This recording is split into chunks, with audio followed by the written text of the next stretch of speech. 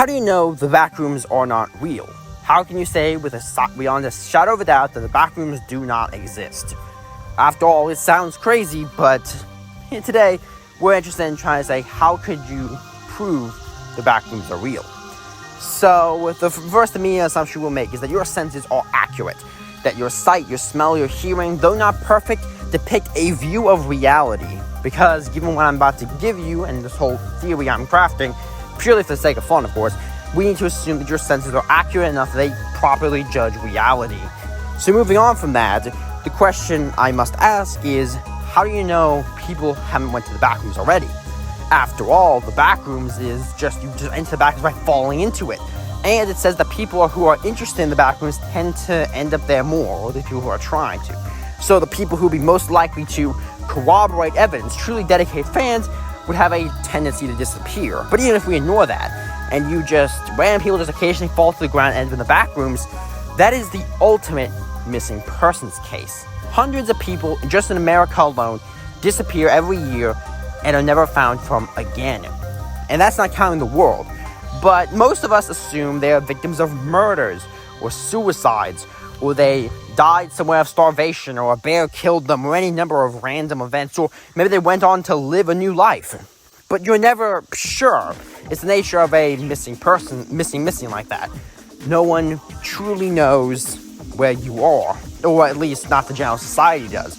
So you can't be 100% certain that that person wasn't secretly a vampire who ditched their old identity, or was abducted by aliens and never seen again, or fell through the ground and ended up in the backrooms. Heck, to some of those, it seems almost reasonable.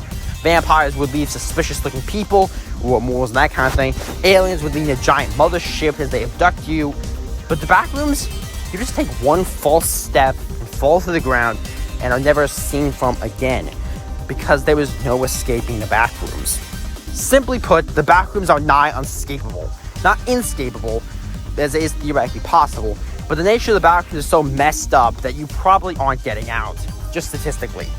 If we assume, just as an example, that the backrooms is the size of the planet Earth, as like its surface area, and somewhere in this maze is a door. You exit the door, you go back to the real world, and you can live your life as normal. What are the chances you find that door? Think of how many thousands of years humans, on foot like you're gonna be, explored our Earth, and how long it took people to notice there was a Europe from Africa, or in Asia, or North and South America. How it took the Polynesian explorers to discover those islands. And you're basically one dude. Those people have the advantage of numbers compared to you and your poor ragtag group. But you do, then there's entities, the lack of proper food and water. Your chances of surviving the backrooms are not very good. Your chances of finding a way out are worse. Especially because if there's multiple levels, what kinds of tricks it can play, then that would completely make it harder, even if the floors themselves were a bit smaller. This gets worse when you know that some floors in the backroom are said to be very much like Earth.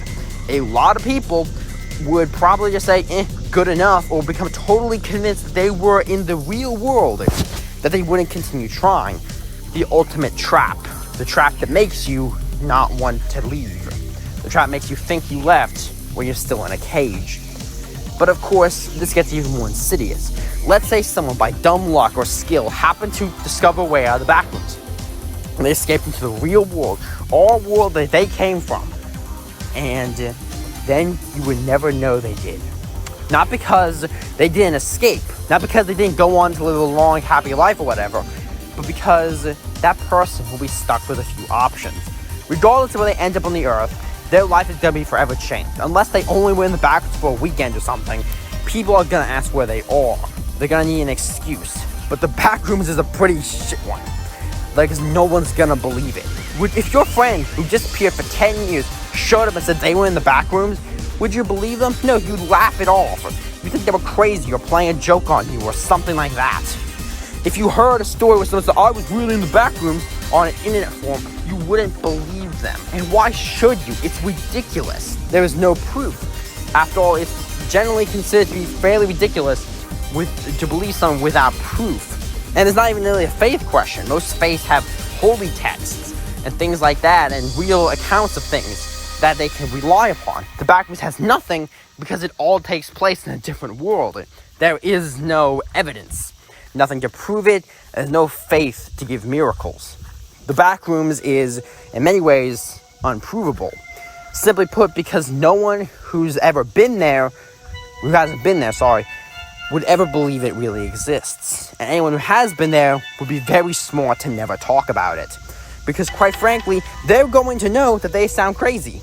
They're going to understand that yelling about a mystical world of yellow wallpaper is pretty darn silly. So, and they might get sent to an insane asylum or worse. So, best to keep quiet, keep a low profile, and move on with your life. And just deal with the nightmares of those fluorescent lights and that yellow piss-stained wallpaper. And just move on. Of course, one could make the argument that there's a way to have both. Set on internet forums. Disguise yourself behind fake identities and silly usernames. Maybe put up a dumb profile to really convince you that this didn't happen. Separate this online account from your real life as much as possible. And then simply talk about the Backrooms. Drip feed information. Post images that you managed to either collectively redraw or find places similar or do stuff like that. And simply set it up as a method of saying like, oh, look at this funny thing I created. It's called the Backrooms. This is level 7 or whatever. And so people will look at that. They'll think it's funny. They think, ha ha ha, look at the Backrooms. Isn't that great? And should any one of those poor unfortunate souls end up in the Backrooms, they would remember that. They would remember that information and would help them escape. If they escape, it's very likely they'll do the same. Come to the realization that talking about it openly is a bad move and mask themselves behind online identities to continue adding to the research. That, my friends, is a somewhat plausible scenario. Now, of course, do I believe this? No, I don't think it's real. I think the Backrooms are completely fictional. But you can't prove that, can you? I mean, after all of what I said would work out pretty well.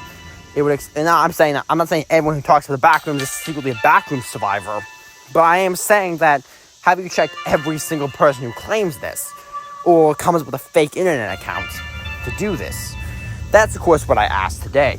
Not that I think the Backrooms is real, I want you to believe that it's real, but simply that you can't prove it isn't real. Proving the impossible. The only way to truly be sure if something like the Backrooms exists is to end up there. And I would pray every night that you never do. Anyway, I'll see you next time.